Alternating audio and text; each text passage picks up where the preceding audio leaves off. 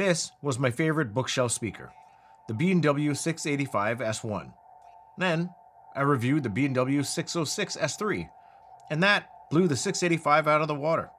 More resolution, tighter bass, beautiful mids, and now I have the 706 S3 in their place.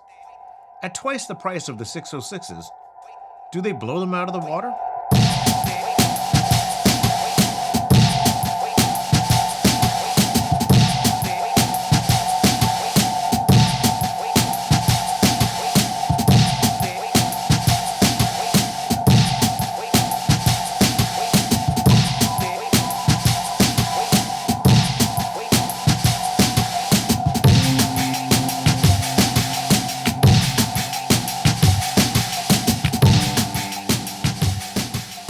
It should be noted that I had to send the 606s back prior to getting the 706s in for review, so a direct comparison between the two wasn't going to be possible.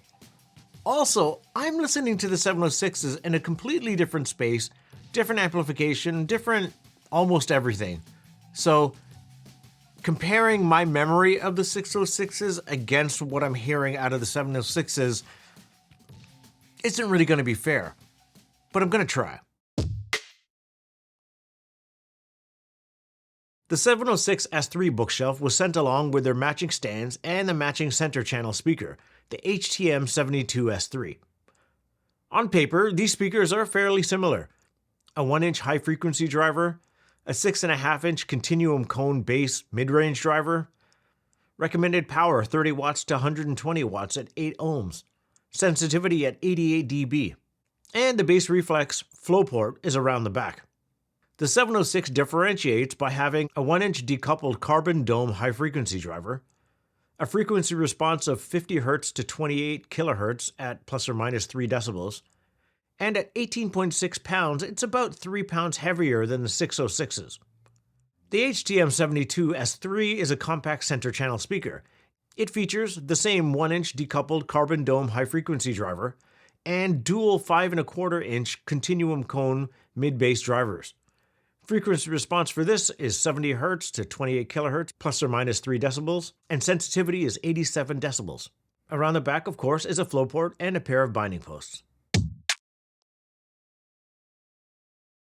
The 706 is a big leap as far as physical build and quality of materials in comparison to the 606s, and whoever shoots the marketing material for Bowers Wilkins does a really good job of elevating the 606s to at least look like they are up to the same level of craftsmanship, because when you see the two in person, they're not close. The 706s are far more premium, most notably as the front baffle is curved and the drive units protrude out, giving them a distinct look. Since all of my 600 S3 series reviews were in white, I requested the 706s in all black, and the black was piano black gloss. They're also available in satin white and mocha, and if I'm being honest, I sort of regret not requesting the satin white or the mocha just because piano black gloss, and if you saw the Quad Ravello reviews that I did, I have a hard time shooting piano gloss speakers without my lights or myself showing up in the reflection, so yeah. The speaker is 3 pounds heavier, and you notice that weight almost immediately picking up the speaker. It also feels more substantial, and with a simple knock test, you don't hear any sort of cabinet vibration or resonance coming out of it. It's also seamless and more luxurious feeling overall. The grille itself is nice too. Instead of being completely flat, they feature a curved indentation around the drivers, which is really nice. The matching speaker stand is a really great option too. I admittedly was a bit more trepidatious because on their website, Bowers Wilkins states that it's a gloss speaker stand, and when I hear gloss speaker stand, I think of dust, fingerprints, and reflection hell. And fortunately, it's none of those things. It's actually just the base plate and the top plate that's gloss, and then the center column is matte black with a silver spine running down the front. It's a really nice complement to the speaker, especially when the grills are off. And then additionally, the speaker stand features cable management, so you can just route your speaker cables down and have a much cleaner, more beautiful setup than you would with dangly speaker wires, and I really don't like those. So if you are looking for a matching speaker stand for these speakers, definitely consider the supplied or the available Bowers & Wilkins stand, because it's a great compliment and it's functional. Unlike my review for the 606s, I didn't move these speakers around from system to system. I left them in the same place the entire time. Front and center in my living room, on either side of my media unit with the center channel in the middle, connected to the Marantz Cinema 70 receiver with the front pre-routed to the Cambridge Audio Evo 150 streaming integrated amplifier. For vinyl, I used the lovely Alva TT V2 turntable. For the rears, I broke out my old trusty 685 S1s. They don't match up exactly, but they're B&Ws. They're close enough. And for now, the Q Acoustics QB12 subwoofers takes care of the low end while my 610 sub is in for repair. It's been a few weeks now. I really wish they'd hurry up. For home theater, I have the 685s turned down about 6 decibels given their close proximity to my head, and my media source of choice is the Apple TV 4K. Out of the box, these speakers sounded pretty flat, and I'm pretty sure that these weren't broken in prior to me receiving them, so I took a few days just to break them in for myself. And once I did, these speakers sounded spectacular.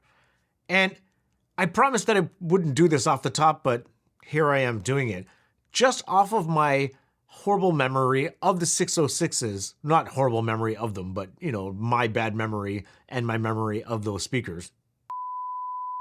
These sounded tighter, more refined, and a bit more muscular down low than my memory of the 606s. And given that these are essentially the same size and they have the same driver configurations, this was a bit surprising. And it's much in the same way that when I reviewed the silver 100s from Monitor Audio against the bronze 100s, where, yes, there was a marked step up in physical build, but then also sonically, there was maybe a marginally better resolution and tighter bass coming out of the silver 100s. That's what I feel is happening out of these speakers in comparison. But it's also decidedly subjective, as it comes down to individual hearing, where others may claim to hear a bigger difference between the two, and it really comes down to the individual listener. I hope I'm pronouncing this one right. From Synchro, it's Grace or Grace. This is another one of those tunes that made me hop online and make another vinyl purchase. But if I'm being honest, I really wish this was like a 12-inch with a single-sided 45 RPM version, because in this case, the digital copy sounds better.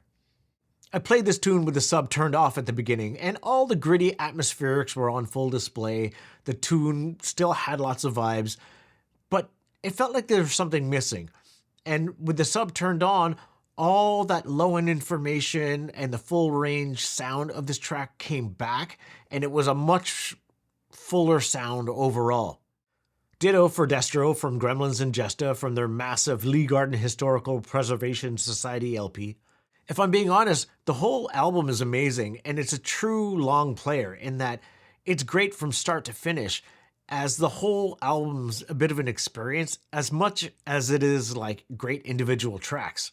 This one leans a bit more towards the darker end of the spectrum in drum and bass, and truth be told, if you're new to drum and bass, maybe this wouldn't be the first track that you should listen to, because it might be what am I listening to? But if you enjoy some D&B, then this one slams.